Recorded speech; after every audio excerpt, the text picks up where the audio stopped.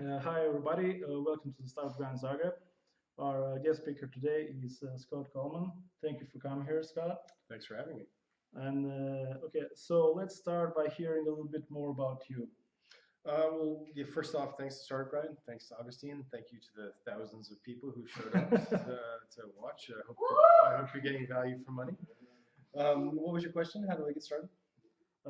Tell us a little bit about yourself. Sure. So where did you grow Yeah, up? I grew up in San Francisco, California.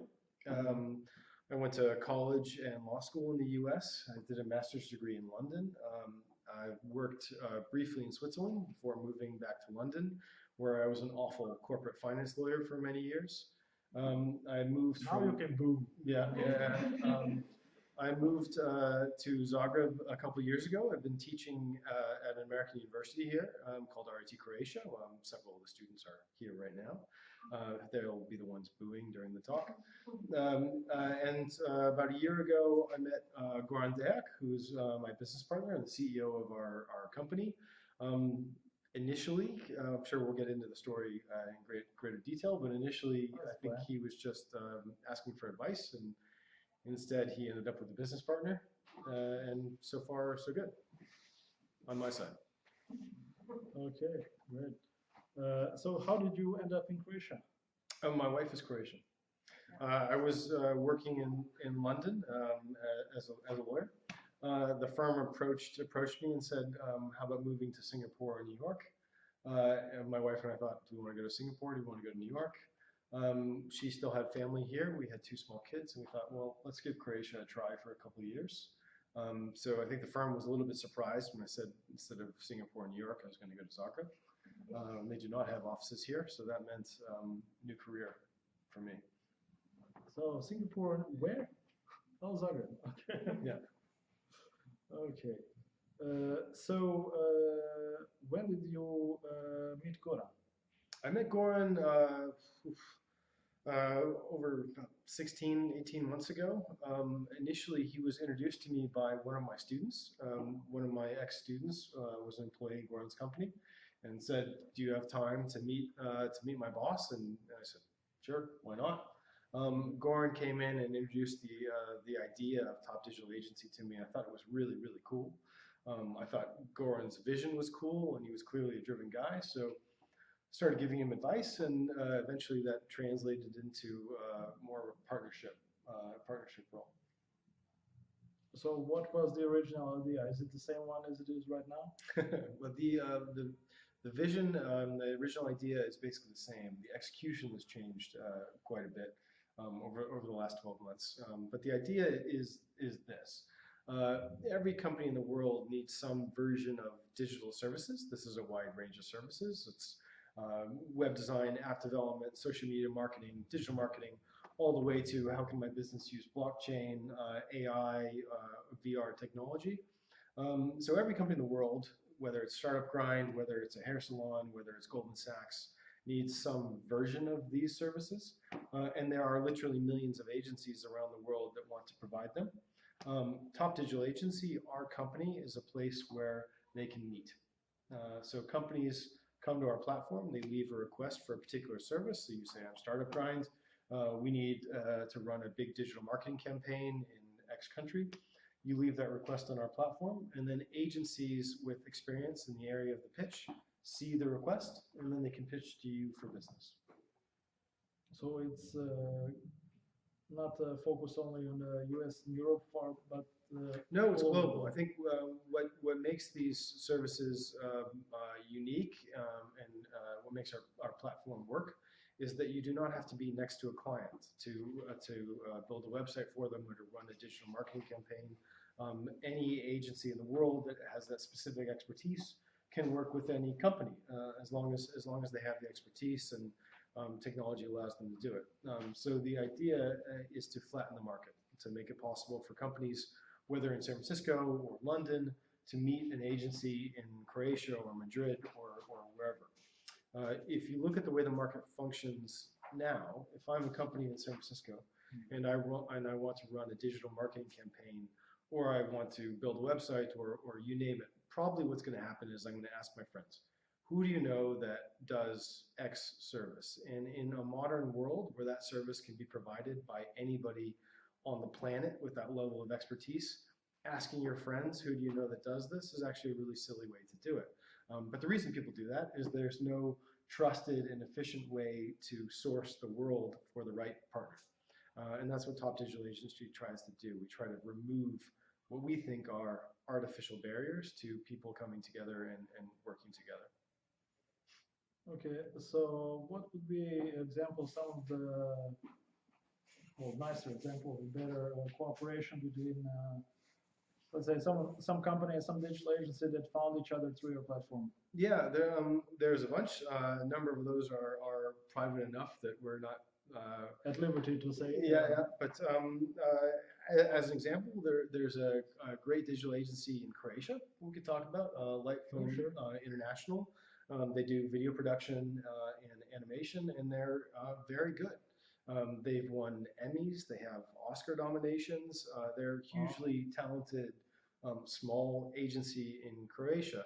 And so there are many people you can imagine around the world who would want to work with somebody that good. But because they're located here, it's hard for them to meet clients, to find business. So usually what will happen for an agency like that is there'll be a big company in Los Angeles who will find another really big marketing agency in Los Angeles and say, we want you guys to do some video production for us. The marketing agency in Los Angeles will outsource that work to the better agency in Croatia and take a huge percentage of the contract. And our platform ends that, because now the agency in Croatia, Lightphone International, can find out about the business in Los Angeles and they can go right to it. So you're cutting out a middleman. Yeah. So would it be safe to assume it's similar to how TopTel or Upwork works, but only to B2B, or is it a wrong comparison? No, great question. Upwork, as some of you guys know, is a freelancer site. So if I wanted someone to build a Scott Coleman's awesome website, and I didn't need a company to do it, I just wanted a freelancer to do that, I could put out a request on Upwork, and freelancers around the world would pitch to me. They'd say, Scott, I can build that website for $50. And I'd say, great. Build a Scott Coleman's awesome website. In fact, I should probably do that after this talk. The difference between us and Upwork and some of the other freelancer sites is, first off, we don't have freelancers on the platform. We target companies who are doing more complex, bigger projects and probably want somebody like an agency that has a stronger track record of success and expertise to be there. The other main difference is we're not a commission-based platform. So if I hire someone on Upwork to build Scott Coleman's awesome website, and I pay them $100, Upwork will take a percentage of that $100. And that's not our business. We don't like to get in between the client and the agency, because that's their private business negotiation. I think on Upwork, freelancers and the types of jobs that they're applying to are a little bit more willing to disclose how much that contract is. But if you're talking about $100,000, $150,000 pretty complex digital marketing campaign, the company and the agency may not want to actually disclose that to us. So for us to ask them to tell us what it was and then to take a cut of that contract, it goes against what we believe in, and also the companies and agencies wouldn't want to do it in the first place.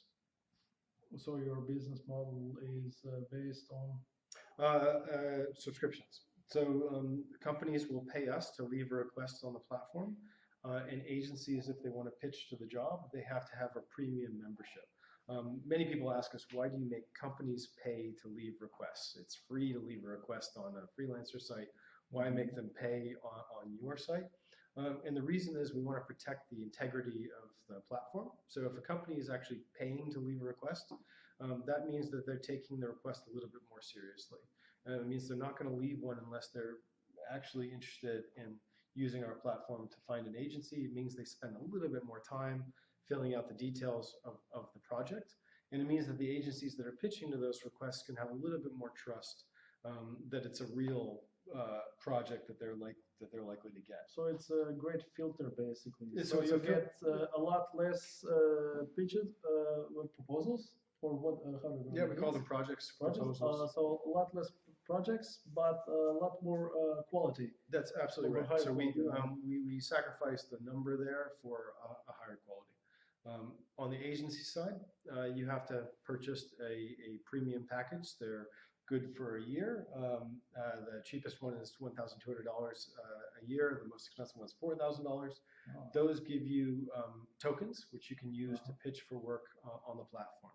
So, for example, our most expensive package, $4,000 a year, you can pitch to 60 jobs in 365 days. So if you think about it, if the average value of job that you're pitching to is $50,000 to $100,000, and even if you're only getting a small percentage of the jobs that you pitch to, and we think that agencies probably will get a higher percentage of jobs that they pitch to, then there's huge value there for you as an agency. Sure, that makes sense.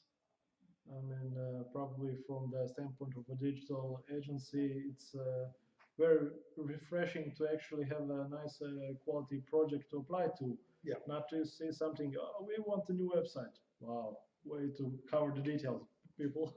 Yeah, and you know, this is a problem you see in the industry. Oftentimes, companies don't really know what they want right away, and so they have a hard time filling out that request. So part of our job is to like guide them through this process a little bit, help them fill in more details so that the agencies have something real to pitch to. Based on your experience and Goran's experience as someone who managed it? That's right. So I should give the Goran's background. Yeah, he founded and exited a successful digital agency in Croatia. They had business in 28 countries, projects all over the world. And it was actually their experience in this market that led him to develop the idea. Both their experience as a talented agency that could offer great services.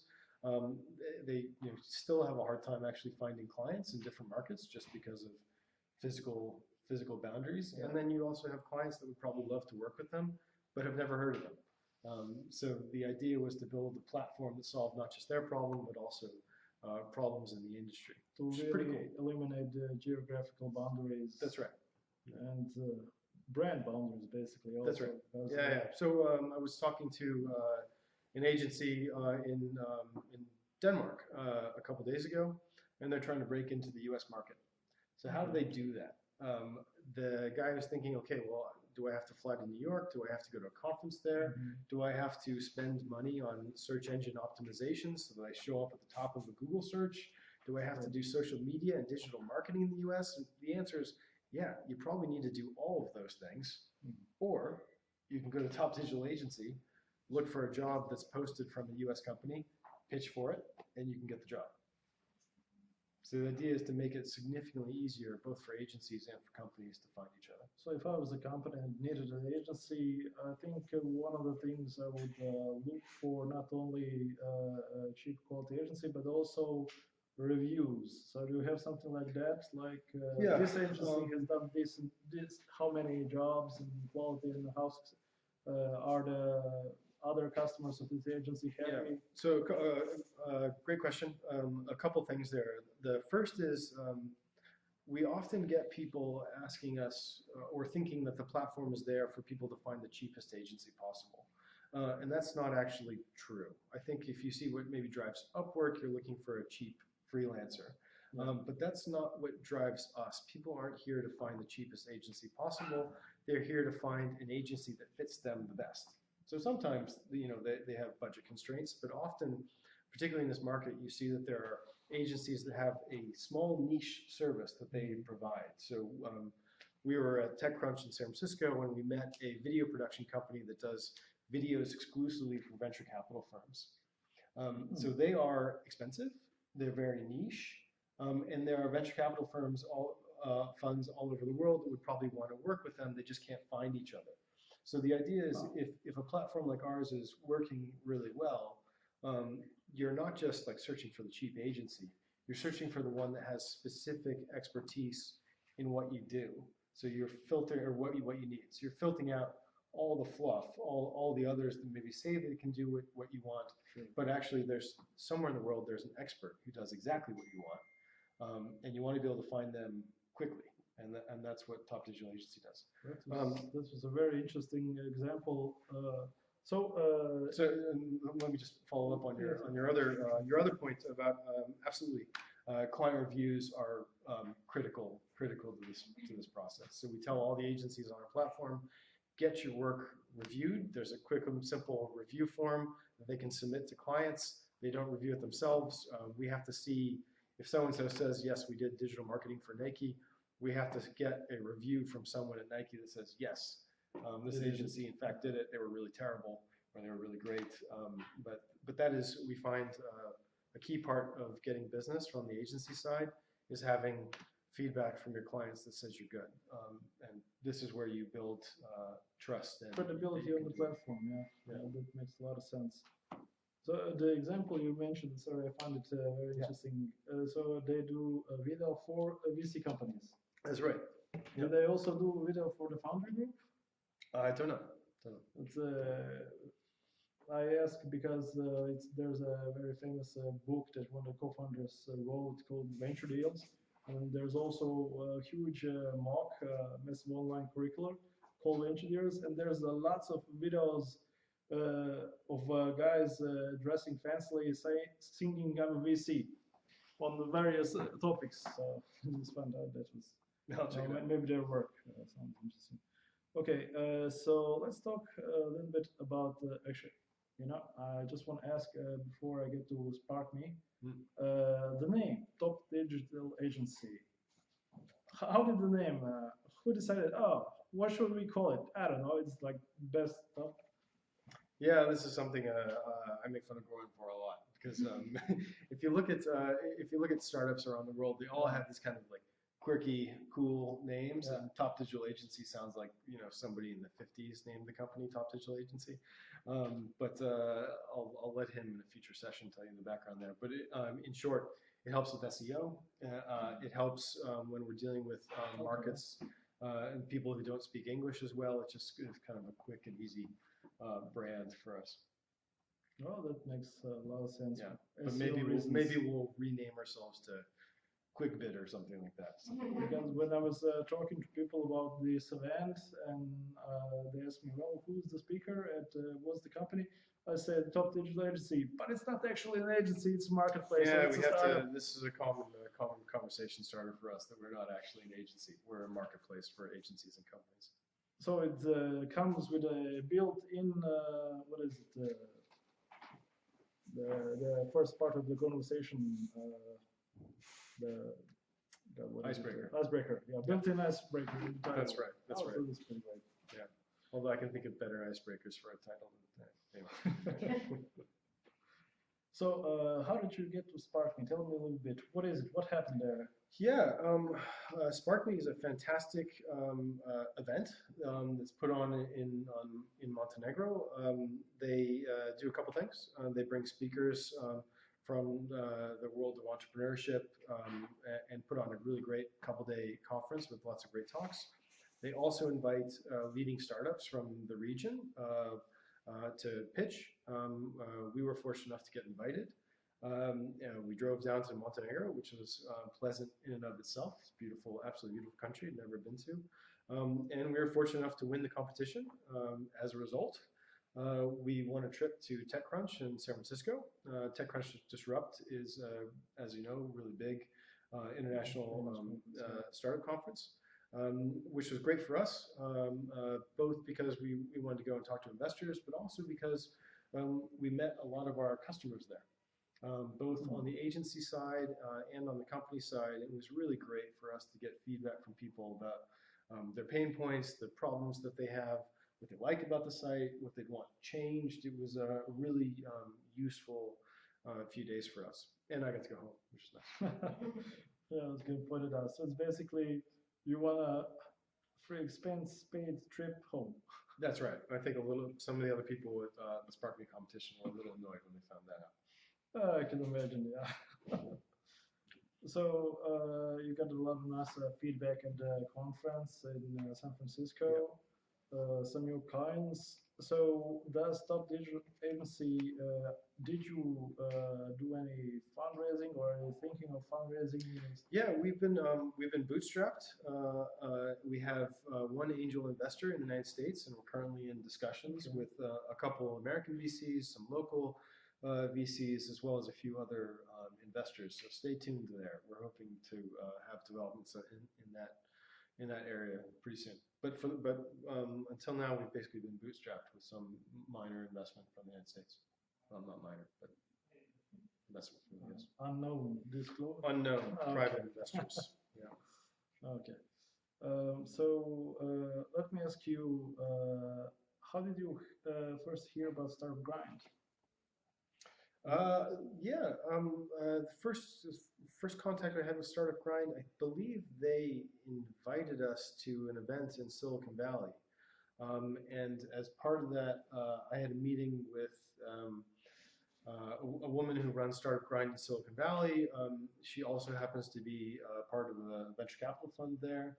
So I had a few meetings with her about both Startup Grind and also our company. Startup Grind, as you know, has points. I'll give you guys a free pitch now. Has a great network all over the world. Everyone should be, on Startup Grind. So we're gonna go to Startup Grind Silicon Valley in February of this coming year, and I think we were talking about that when we ran into you. You said, yeah, there's Startup Grind in Croatia too. Yes, so like I mentioned earlier, Startup Grind Global, it's called. It's a huge conference in Silicon Valley in February. Except one tiny little thing that's a little bit annoying. It starts the day after Valentine's Day. So if you're traveling, it could be a little bit iffy sometimes. But okay, maybe that's just me. None of the other chapter directors seem to have a problem with me, and they ask me, Augustine, what's your problem? You don't even have a girlfriend. But if I do, I can't be not there on Valentine's Day. So I'm just saying. It has greater speakers in 4 or 5 different venues, it was a weird coincidence. So I was at an event, I was listening to your pitch, and when you were going through the slides, I just saw a Startup Grind logo in the corner for about 2 seconds of one slide, and said, "Oh, look, Startup Grind. How are they connected?" And that's how I came to talk to you, and that's how he's here now. Mm-hmm. Yeah, no, just to echo what you said before the talk, more free promotion for you guys.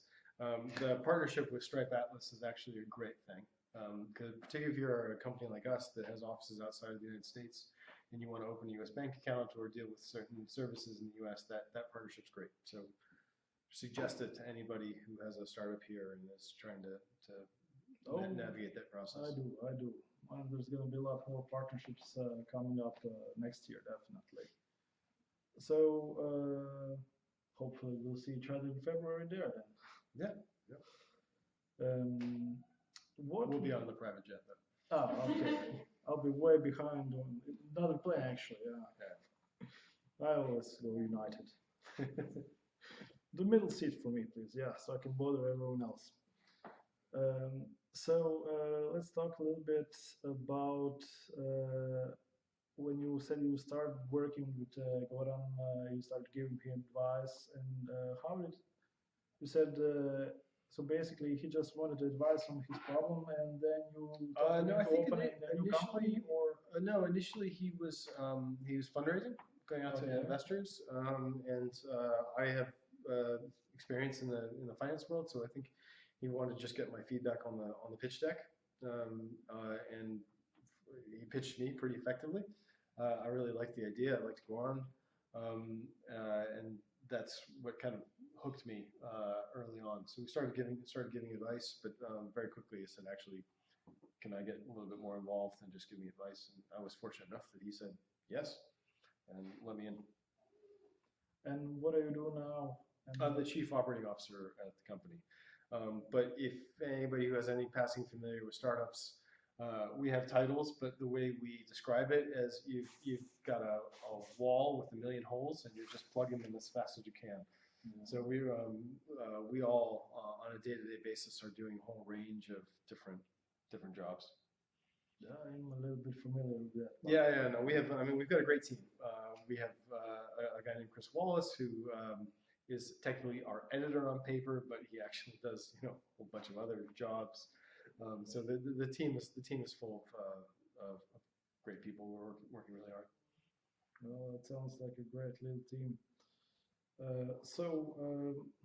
This is what you do there, and how do you see the? Okay, so you told me you're fundraising now, and what are some of your plans with the digital agency that you can disclose?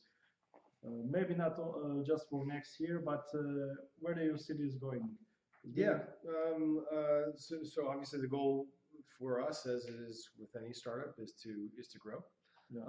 But in particular, our market is a global one. So that means if we truly want to give companies and agencies the opportunity to create great business connections all over the world, then that means we need to scale in a global way, but also in a quality way.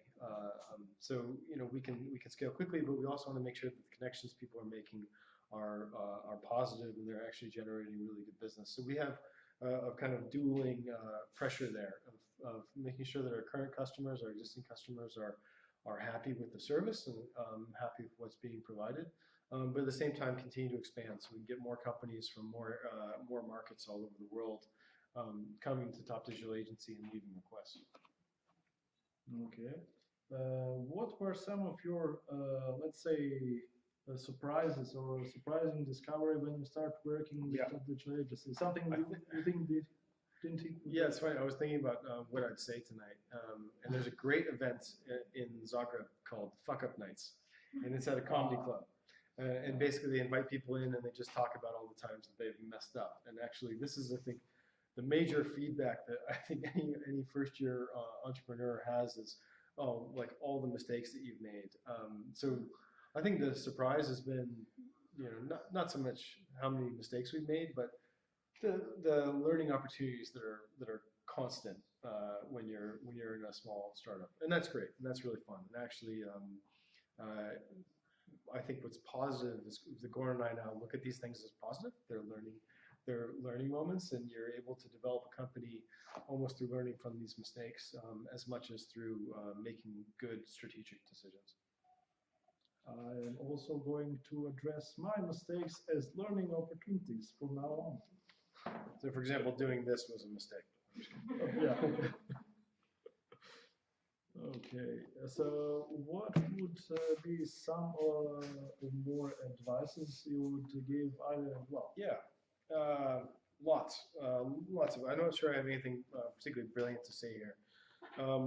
The biggest thing is you are an American. You're coming from the U.S., living now in Croatia. So seeing both worlds in Silicon Valley and in Croatia, I mean, you have a more unique perspective to give advice to, I don't know, younger, let's say, potential startup founders, people who are thinking of starting a new enterprise, but they're not sure yet. Yeah, I think the first thing.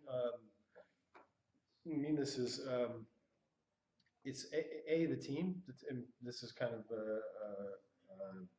people hear this all the time, but hiring the right people is absolutely critical. But that also starts from the top. So you have to have really good people that you're working with at the top. So I think Goran and I are particularly lucky because we get along really well. We share, I think, a lot of values. We share a vision for the company. But what also makes us strong is that we look at things in a very different way. So we're not kind of copies of each other. We are copies of each other in that I think the way we do business is very similar. We're like honesty, integrity, really important for us, and we work well together that way. We share a big vision for the company, but the way we look at the business is very different, and that is great actually, because it means that every time we make a decision, I have an opinion, he's got an opinion, we bang it off of each other for a while until we make a decision, and then you kind of move forward. And that is absolutely critical. Finding the right partner to work with is important. And I think maybe when you're looking for a partner, you're thinking about the expertise that they bring. Sure. And actually, you should be thinking just as much, if not more, about their character and whether they're the kind of person that you'd want to work with and trust. Because that's actually the bigger thing than the expertise. Yeah. Because I think Goran and I we were just talking in the car about how much we've learned in the last year. So you can learn stuff, but you can't quite learn character and learn trust. Like that stuff actually has to be there from the start. So choosing people based on those values is really important. A lot of startups that has only two co-founders tend to self-destruct, and co-founders go their own ways. So it was pretty great what you said right there. I heard it in a similar way in another startup grind talk. You can find videos online that mention the same thing. When you're looking for basically a co-founder, you don't want to find something, oh, I like this guy, I want to have beers with him. That's not the person you want. It's someone who shares, with whom you can have the same value for the future of a company, with the differences just mentioned here.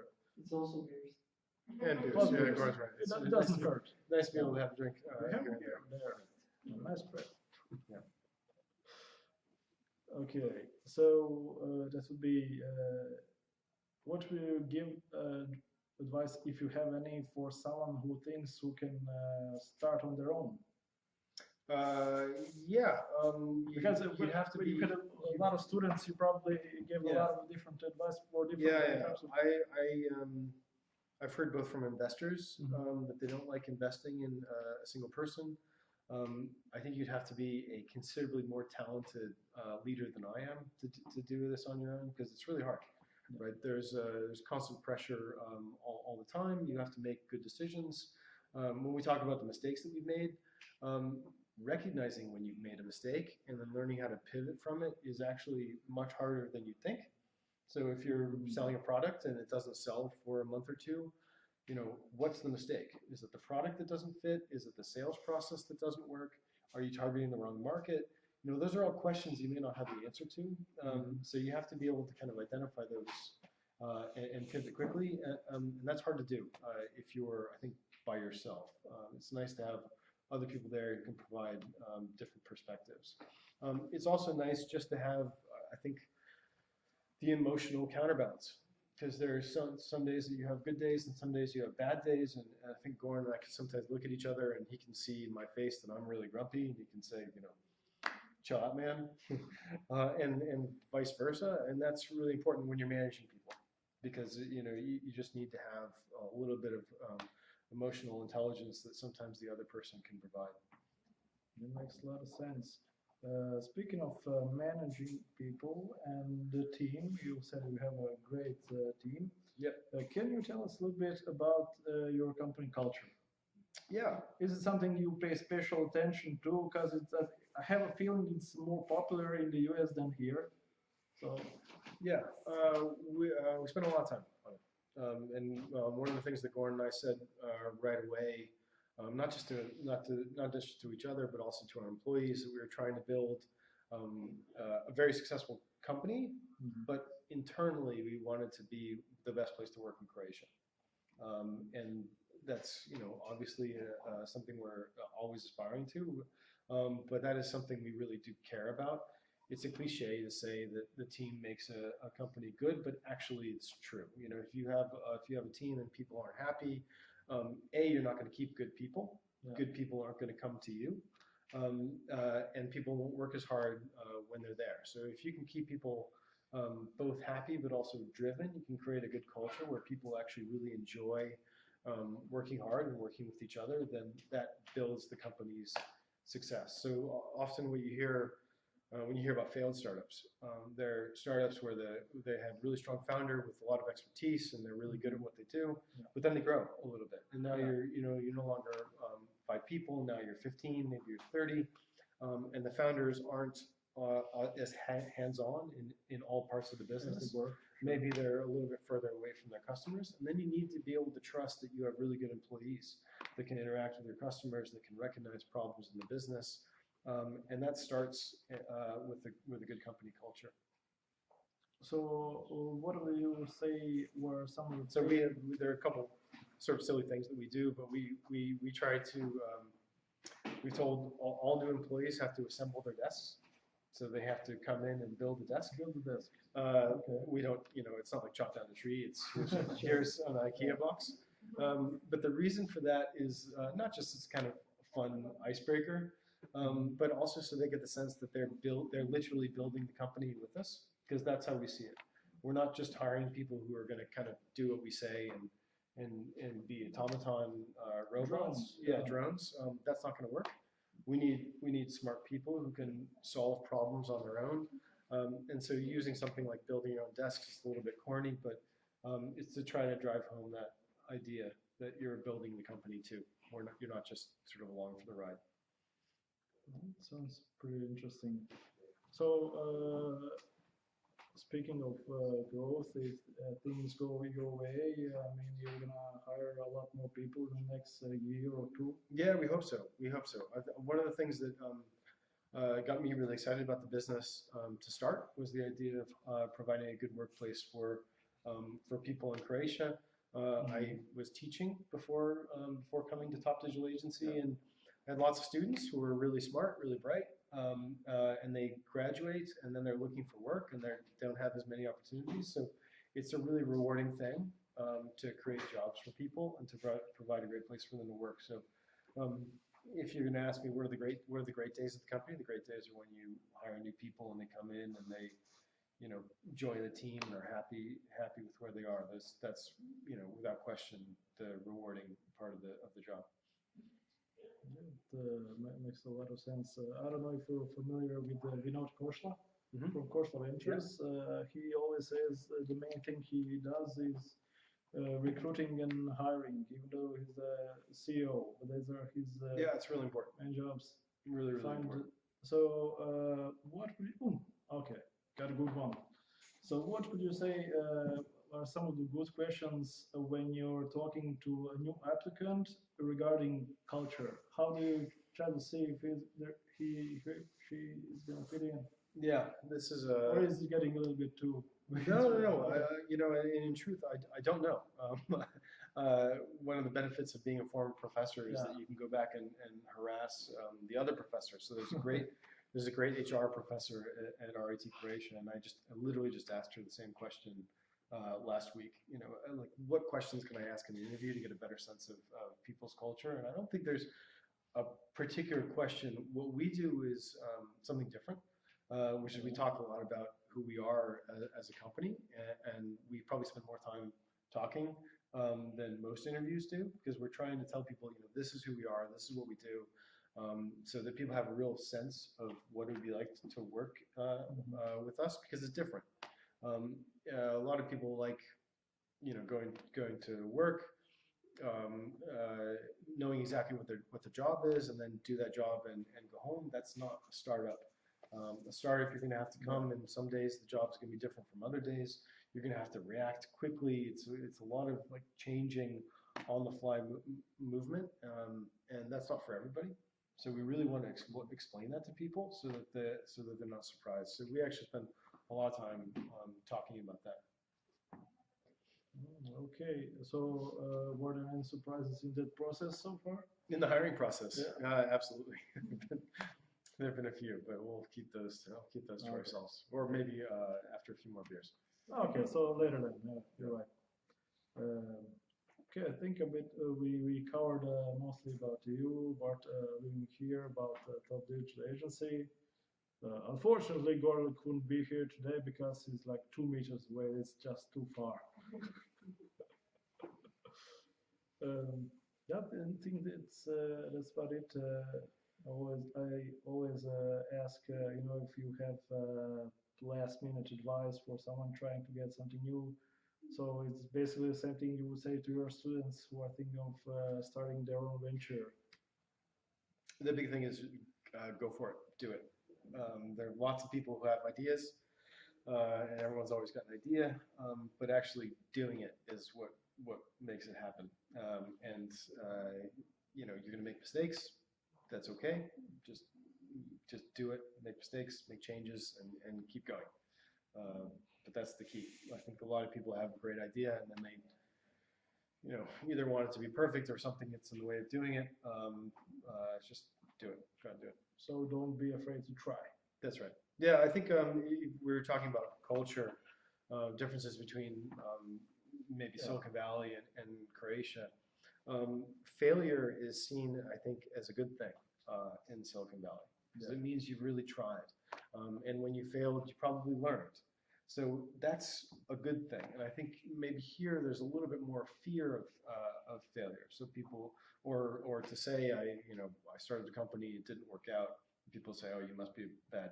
You must suck. Yeah, you must be bad at business. This happened to me, so I get that. Yeah, and that's actually wrong. I mean, I think people should, you know, obviously if you've done nothing but failure, that's not a good thing. But if you've tried, it shows that you had the initiative to try, and as long as you learn from that, that's a positive thing. So not to be afraid of failure, not to see problems, but to see solutions.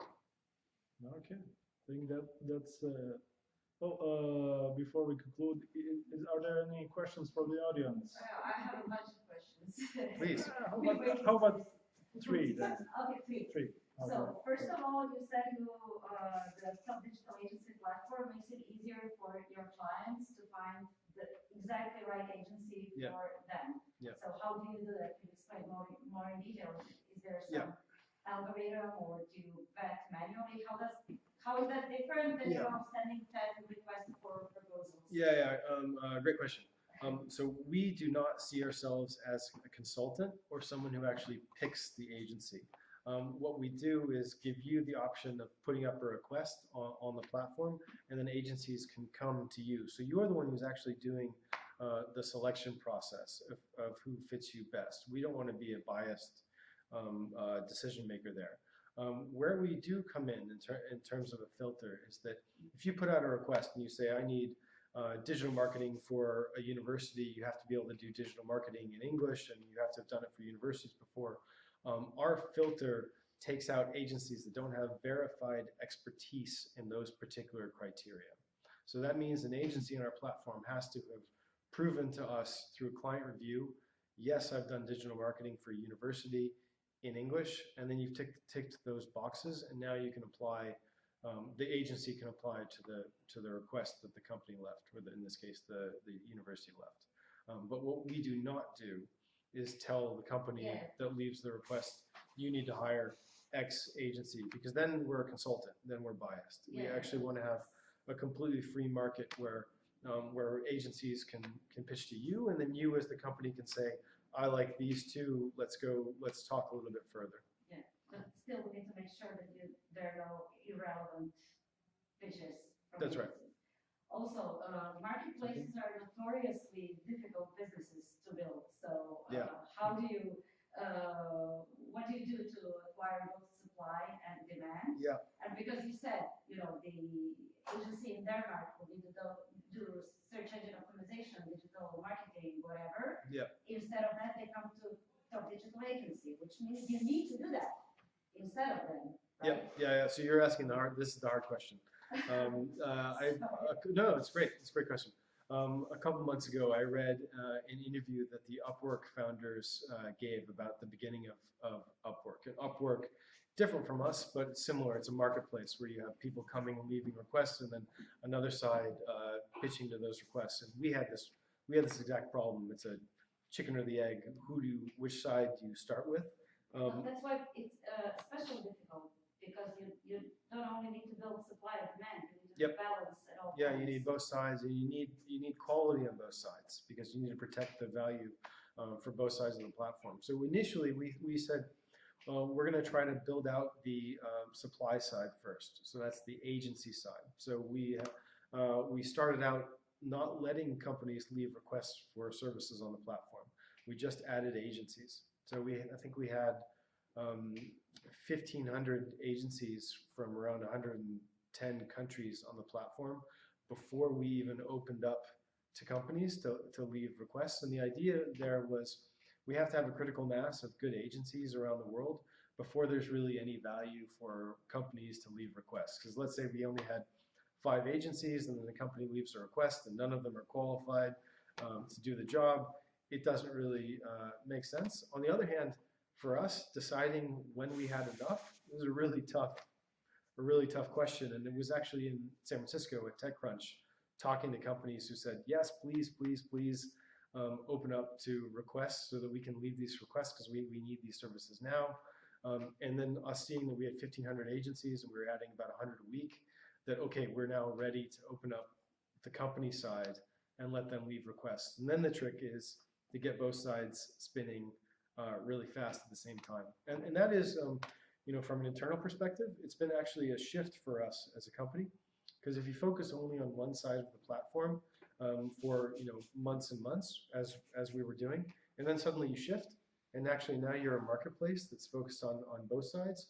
It's not just changes to the website, it's also an internal way that you think about your product and your company that has to change. The way you sell yourselves, the way you talk at events like this, and that's still a learning process for us. But really good question. Thanks. Yeah. Other one? Oh, last one. Okay, Last please. one. Yes, sir. You said you were a global company. Yep. Obviously, you're an early stage company. You don't have resources to advertise globally. Yep. So are there any markets of your focus? Yeah, good question again. So we're a U.S. company. We have a subsidiary in Croatia. Our target market, I think, for starting out on the company side, is the United States. It's the biggest digital marketing market on the planet by far. We're targeting SMEs, small and medium-sized enterprises in the United States. We were just reading some statistics on the percentage of those companies that invest every year in web design or digital marketing, and it's enormous. So they have a huge demand, huge need, and digital marketing for us is a good place to start. On the agency side, our agencies, we've got around 2,000 of them now, and they come from 110 countries. So we don't turn away from anyone that comes to us, but as you say, we have limited resources. So who do we focus on now? It's been mostly the United States and Western and Eastern Europe. Those are the easiest markets for us to target initially. Thank you, Liz. Any more questions from the audience? How many people in your team? Oh, we are 13 right now, depending on who you count. If you count advisors, and then if you add in interns and students, we get bigger than that. 100. Yeah. Okay, thank you. So I think that's about it for the fireside chat. Thank you all for coming here. Thank you, Scott, for coming here. Thank you. Thanks for having me. Sharing everything with us. And okay, let's network. Thank you. Yeah.